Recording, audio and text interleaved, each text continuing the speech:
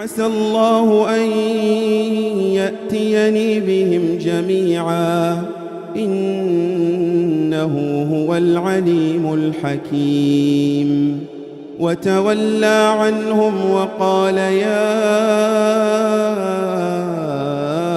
أسفا على يوسف وابيضت عيناه من الحزن فهو كظيم.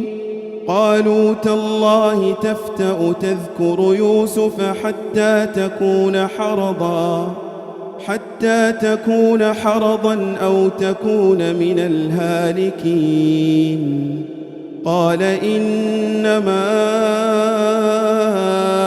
أشكو بثي وحزني إلى الله وأعلم من الله ما لا تعلمون.